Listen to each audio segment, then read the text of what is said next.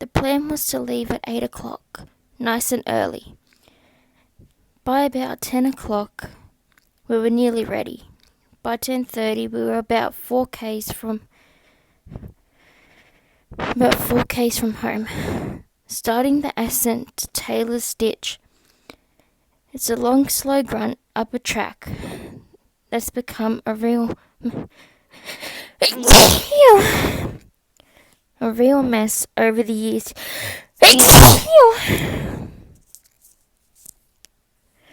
Holes so big that I thought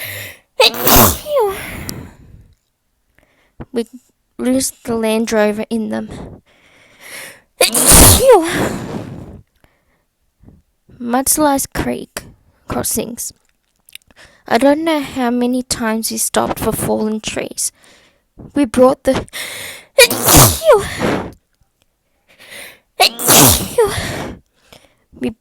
chainsaw, and after a while, Homer suggested we keep it running, and he'd nurse it as we drove along to save having to start it when we came to another log. I don't think he was serious. I hope he wasn't serious. It had been a long time. It had been a long time since anyone had been up there. We always know because they have to come through our paddocks to get to the spur. If Dad had known how bad the track was, he never had let us take the Land Rover. He trusts my driving, but not that much. Still, we bounced along.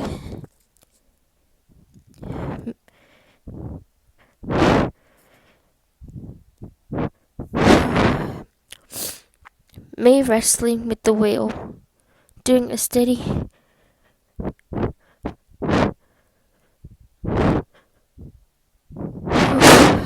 doing a steady 5k's with occasional bursts up to 10. There was another unscheduled stop about halfway when Fee decided she wanted to be sick. I stopped fast. She exited through her rear door, looking white as a corpse, and donated a sticky mess in the bushes for the benefit of any passing feral dogs or cats. It was not a pretty sight. Everything Fee did, she did gracefully, but Fee found it hard to be graceful while she was vomiting. After that, she walked quite a while.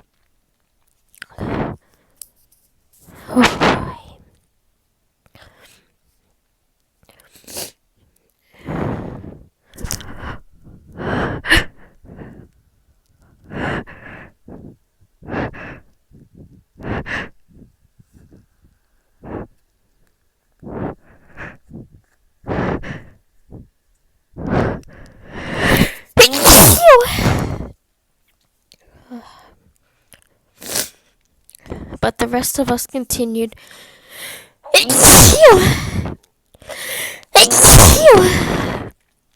to lurch on up the spur in the landy. It was actually fun in a strange sort of way. Like Lee said, it was better than the cocktail shaker ride at the show because it was longer and it was free.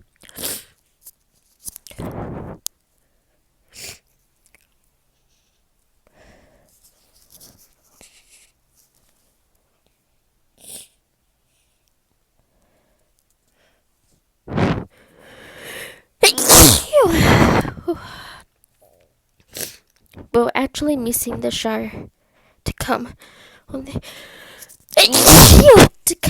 this trip. We left the day before Commemoration Day, when the whole country stops. But in our district, people don't just stop. They stop and then they converge on Werribee because Commemoration Day is traditionally the day of the Werribee show. It's quite an occasion. Still, we didn't.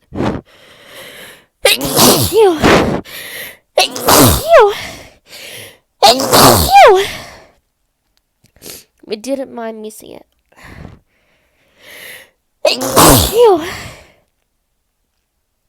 There's a limit to the number of balls you can roll down the clown's throat. And there's a limit to the number of times you can get excited over for your mother winning best decorated cake. A year's break from the show wouldn't do us any harm. That's what we thought. It was about 2:30 when we got to the top. Fee had ridden the last couple of Ks, but we were all relieved to get out of the landy and stretch out our bones. We came out on the south side of the knoll near Mount Martin. That was the end of the vehicle track. From then on in was Shank's pony, but for the time being we wandered around and admired the view. On one side you could see the ocean, beautiful Cobbler's Bay, one of my favourite places, and according to Dad, one of the world's great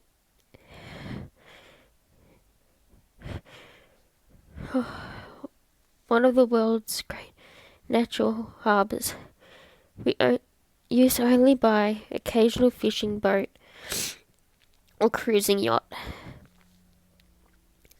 It was too far from the city for anything else. We could see a couple of ships. There. This time though, one looked like a large trawler maybe. The water looked as blue as royal blood, deep and dark and still. In the opposite direction, Taylor's Stitch seemed its way to the summit of Mount Martin, a sharp straight ridge. Bare black rocks forming a thin line, as though a surgeon had made a giant incision centuries ago.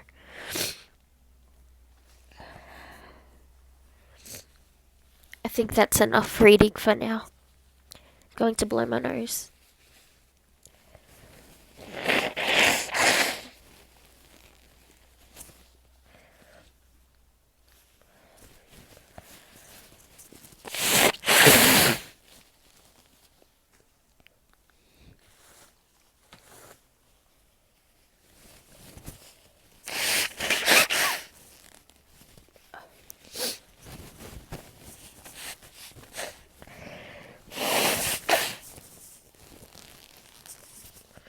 I hope you liked it.